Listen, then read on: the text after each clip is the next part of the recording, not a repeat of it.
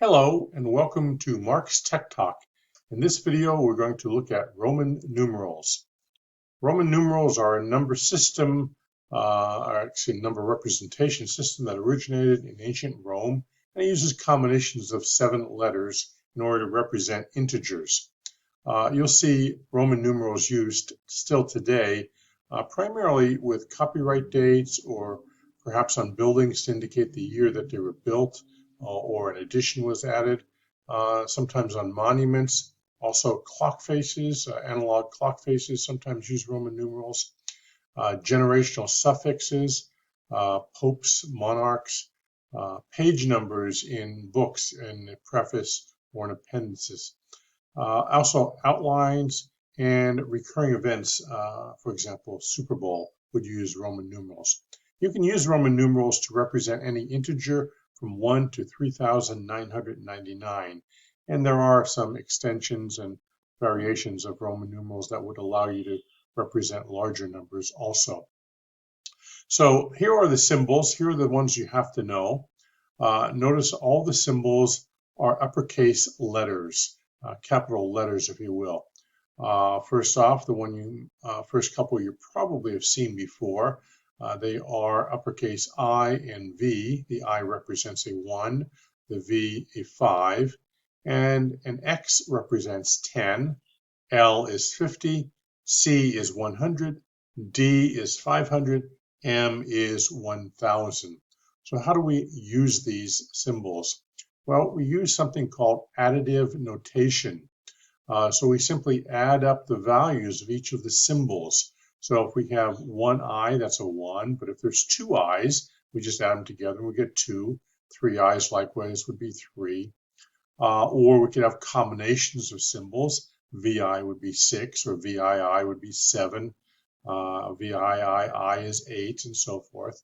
XI is 11, XV is 15, XVI is 16. All we're doing is adding up the values of each of the symbols. LX, L remember is 50, X is 10, add them together we get 60. Or we take that LX and add a V to it, so it's 60 plus 5. Or the 65 and add 2 I's and we get 67. So all we do is add up the values of each of the letters. However, when we're writing down the letters, we should repeat the letters no more than 3 times. So you see I stopped at I and got a 3. If I want to represent a 4, I have to use something called subtractive notation. There we use a smaller unit in front of the larger unit to indicate subtraction. So for example, V is 4, I is 1, but because the I comes before the V, the smaller unit comes before the larger unit, we do a subtraction. So 5 minus 1 is 4. Or we can say IX. X is 10, I is 1, 10 minus 1 is 9. Again, we do a subtraction when we put the smaller unit in front of the larger unit. We can also do kind of a combination, if you will, where we have XIV, X is 10, and then we add the IV, and the IV is subtractive notation, V minus 1, 5 minus 1 is 4, so 10 plus 4 is 14. So it's kind of a combination of both subtractive and additive notation. So using these ideas, if we were to represent all of the numbers from 1 to 20, we've seen the 1 through 3 or 1 is I, and 2 is II, and 3 is III. They're all additive notation. When we get to 4, we do the subtractive notation, IV, 5 minus 1. 5 is just the V symbol. 6, 7, and 8, again, are additive notation. 9 is subtractive notation. 10 is just the symbol. Again, remember we should have no more than 3 symbols repeating. If we need the 4th symbol, then we use subtractive notation. Moving on to 11, 12, 13, again we see additive notation. 14 is subtractive.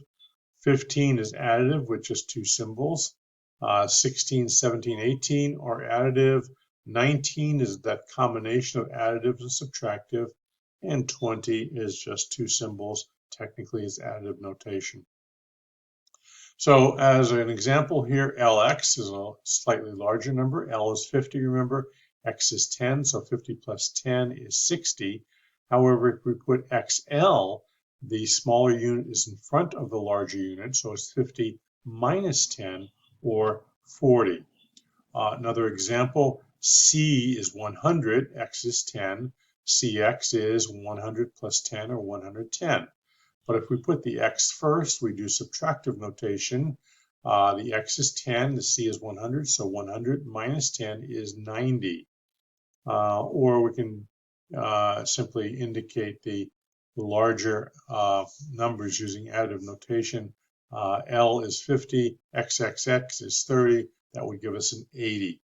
Okay, remember, no more than 3 of the same symbol using additive. Once we get to the fourth one, we should be using subtractive notation. A couple more examples here. XCIX, again, additive of the two combinations. The first combination of XC, which is the subtractive, 100 minus 10. And then IX is another subtractive, 10 minus 1. And then we're going to add those two combinations together, and we get 99. DC, additive notation. CD, subtractive notation. A couple more examples. MMXXI, MM is 1,000, so 1,000 plus 1,000. X and X is 10 and 10. And then we add a 1 there. That gives us 2021. And then we have this one, MMMCMXCIX. Well, we know the MMM is 3,000. And then we have a CM, that means 100 less than 1,000, that's 900. And then XC, that's 10 less than 100, that's a 90. And IX is 1 less than 10, that's a 9. Add those up and we get 3,999. That happens to be the largest number we can represent using Roman numerals, because notice we have 3 M's there. If we wanted to get a 4,000 there for the first digit, we would need 4 M's, which means we can't really do that. We have to use subtractive notation, and subtractive notation would require a larger unit than M, a unit for 5,000, and there is no such representation in Roman numerals. 1,000 is the largest one, so there are no symbols after M, hence we can't get anything larger than 3 in that first thousands position. Okay, so remember, when you're using Roman numerals, you have to memorize these symbols. I is 1, V is 5, X is 10, L is 50, C is 100, D is 500, M is 1,000. If the smaller unit is after the larger unit, you're going to add. If the smaller unit is before the larger unit, you're going to subtract. So that kind of wraps up our video on Roman numerals. Thank you for watching Mark's Tech Talk.